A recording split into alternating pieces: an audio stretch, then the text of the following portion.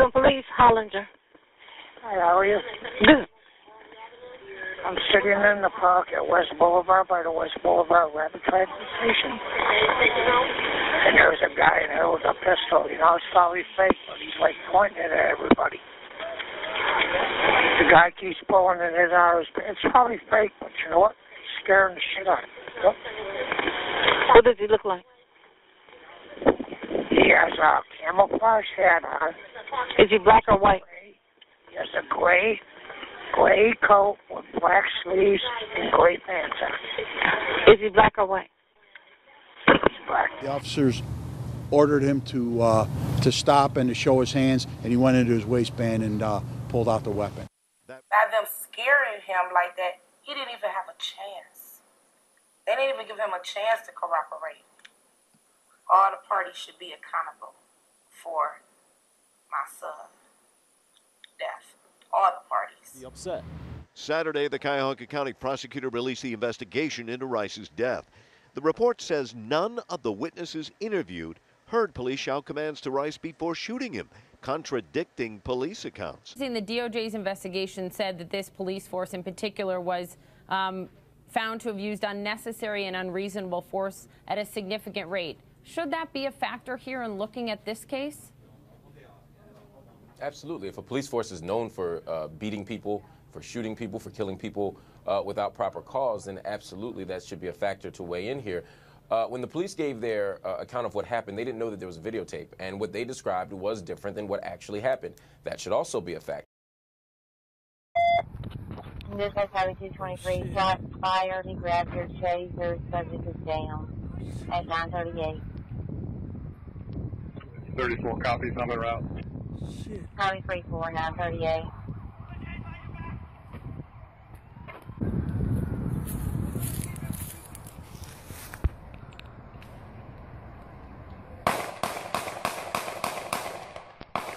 The officer involved in this shooting, the officer who fired the shots, reported that Walter Scott had taken his taser or was trying to take his taser.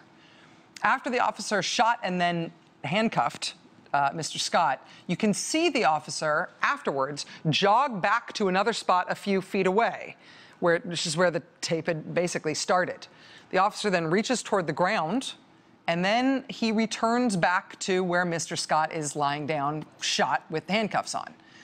The New York Times says that the officer returns to Mr. Scott and, quote, drops an object near Walter Scott's body, and that maybe that object is the aforementioned taser, which he said that Walter Scott had taken from him. That's why I said this videotape will be used corroboratively to show that there is no evidence of that flashpoint taking place. There is no evidence anywhere of something showing that that officer was either in danger to justify the use of deadly force, either for himself or for the public.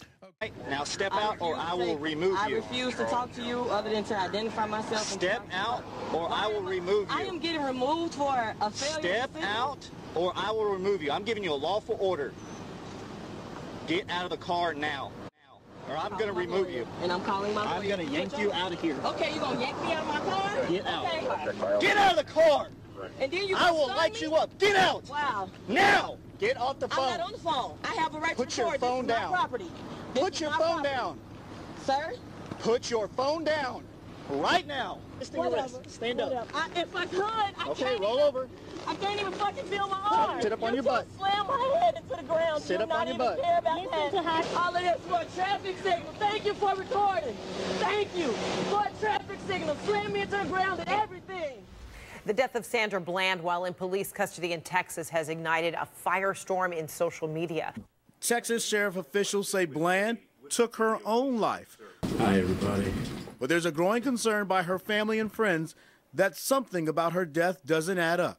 It is unimaginable and difficult for us to wrap our minds around the Sandy that we knew, for this to be characteristic of her. First here, can this police department investigate itself and investigate her death, or does somebody else have to step in here? Yeah, it's got to be somebody from the outside, Frederica. The Texas. If I die under police custody, I want people to know that it wasn't my fault and that I didn't commit suicide. If the police kill me, no, I wasn't resisting. If the police ever kill me, I was not in possession of any substances. If I was killed by the police, just know I wasn't breaking the law.